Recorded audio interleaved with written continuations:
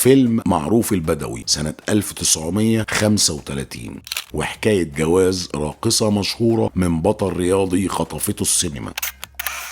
فيلم معروف البدوي من إخراج إبراهيم لاما، الفيلم إنتاج أمون فيلم وإيلي أبتكمان. الفيلم قصة وسيناريو إبراهيم لاما وحوار السيد حسن جمعة اللي كتب عدد قليل من الأفلام. الفيلم تصوير ديفيد كورنيل اللي صور لإبراهيم لاما فيلم فاجعة فوق الهرم سنة 28 حلقة 15، وفيلم معجزة الحب سنة 30 حلقة 23. الفيلم توزيع بهنا فيلم. الفيلم بطولة بدر لاما، نبوية مصطفى، سمير لاما، توفيق المردنلي، ومختار حسين بطل رفع الأثقال. فيلم معروف البدوي من أنجح الأفلام في الوقت ده اللي اتكلمت عن حياة البدو واللي لاقت استحسان الجمهور وقت عرضه. قصة الفيلم: معروف شاب بدوي له هيبة وسطوة من قبيلة كبيرة لها شأن، بيقع في حب عبلة الرقاصة والمغنية اللي بتبادلوا نفس الشعور. بيعيشوا قصة حب. شيخ العرب عايز عبلة، ولما بيعرف قصة الحب اللي ما بينها وما بين معروف بيقبض عليه وبيعذبه. طبعا معروف بطل الفيلم مش هيسكت وهينتقم ويرجع لحبيبته.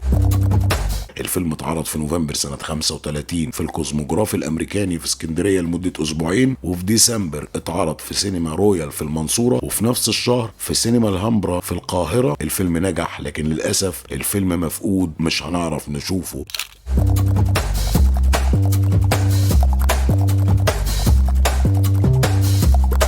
حكاية جواز راقصة مشهورة من بطل رياضي خطفته السينما.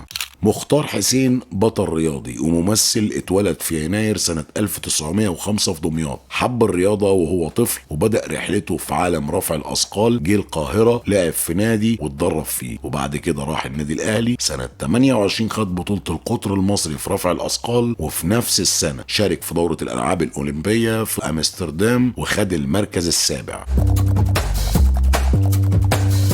مختار حسين أول رياضي مصري ياخد الذهبية في بطولة أوروبا سنة 1931. اشتهر محليا ودوليا.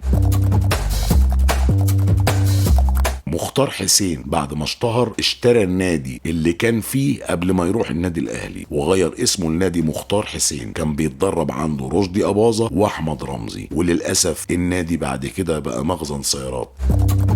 مختار حسين السينما خطفته وبدأ بدور صديق البطل بدر لاما في فيلم معجزة الحب سنة 30 حلقة 23. ساعتها شركة كوندور فيلم المنتجة استغلت اسمه وشهرته وعملوا دعاية للفيلم على انه بطولة البطل الرياضي مختار حسين، واتكلمنا عن الموضوع ده في حلقة 23. بعدها مختار اشتغل مع آسيا داغر في فيلم شجرة الدر سنة 35 حلقة 45، وكان تالت فيلم ليه فيلمنا معروف البدوي اللي اتعرف فيه على الراقصة والممثلة نبوية مصطفى اللي اتولدت في يناير سنة 1919 وكانت في فرقة بديعة مصابني واحترفت الرقص ودخلت عالم السينما في أول فيلم ليها بواب العمارة مع علي الكسار سنة 35 حلقة 48. اتجوزت مختار حسين وبعد فترة سابت الفن واهتمت ببيتها وأسرتها. مختار حسين اتوفى سنة 66. نبوية مصطفى اتوفت سنة 2001 وسابوا بصمتهم في تاريخ السينما المصرية. الله يرحمهم. تابعونا.